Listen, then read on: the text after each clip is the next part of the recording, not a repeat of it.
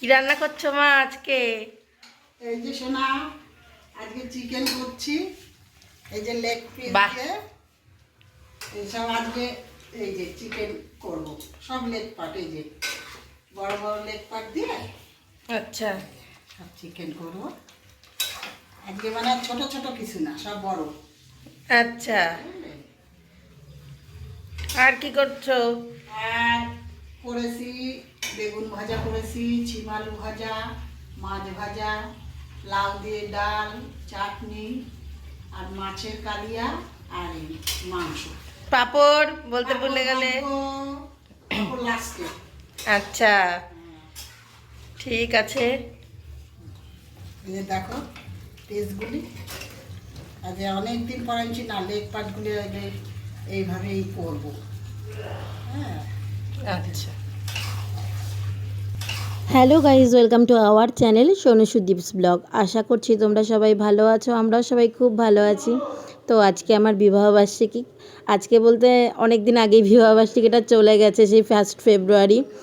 আমার আর এডিট করা হয়নি। আমি বিবাহবার্ষিকীর আগের দিন মা কি বরমাসে করছো? উইশ করেছিল, সেটা তোমাদের সঙ্গে শেয়ার করেছিলাম। পরের ভিডিওটা আর শেয়ার করা হয়নি, কারণ আমি তো একটু মানে এরকমই অলস ভালো। প্রকৃতির, তো তার জন্য একটু দেরিতেই ভিডিওগুলো খুব পোস্ট সুন্দর করি। সাজাচ্ছে দেখো মা।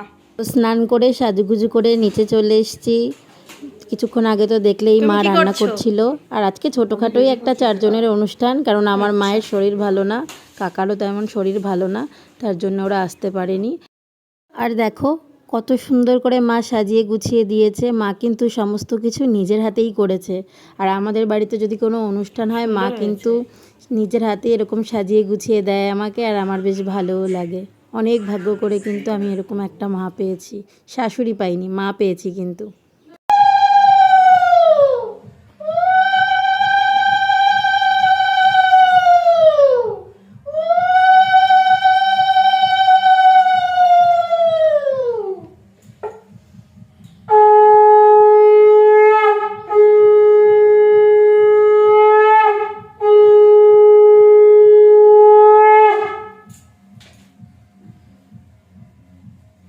ঠাকুর সব বিপদ থেকে রক্ষা করো, ঈশ্বর মঙ্গল করুক, সুখে শান্তিতে থাকো ঠাকুর, দীর্ঘায়ু হোক, ভালো থেকো।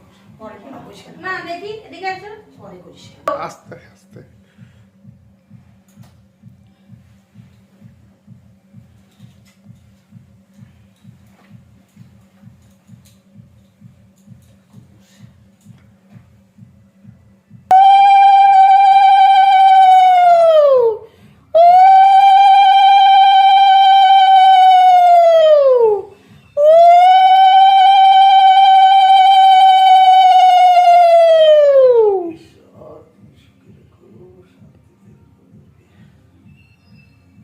দেখি পা দাও বাবা।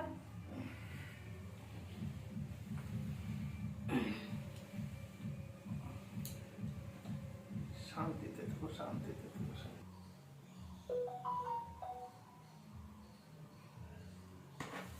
আসো হাত ধরে। Happy anniversary. তোমরা হাত ধরো।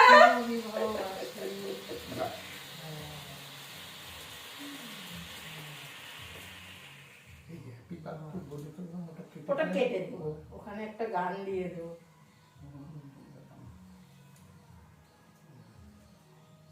বাবু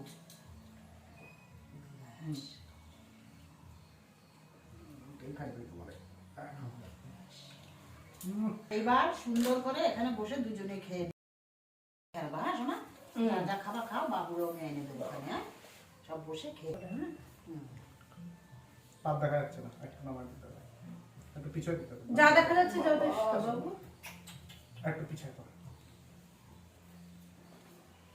বাবা কোনো টাইম দাও।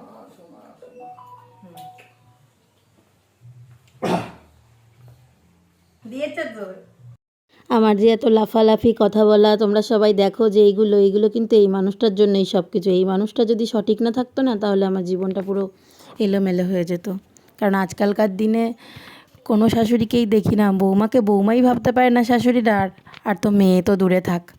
কিন্তু আমার মা কিন্তু আমাকে সব সময় নিজের সন্তানের মতন, নিজের মেয়ের মতন আগলে রাখে, কখনো কিন্তু বৌমা মনে করে না। সেটা কিন্তু আমি বারবারই বলেছি, আর এটা আমি যতদিন বাঁচবো ততদিনই কিন্তু বলবো। আমাকে যখন মা দেখতে গেছিলো, মানে বাবা, মা, আমার বড়মশাই তিনজনে মিলেই দেখতে গেছিলো, আর একটা জেঠু আছে আমাদের, সেই জেঠুটাও দেখতে গেছিলো, তখন আমি এই মাকে দেখেই ভেবেছিলাম যে না, এই ছেলেটাকে বিয়ে করা যেতেই পারে, কারণ যার মা ভালো হয় তার সন্তান তো ভালোই হবে।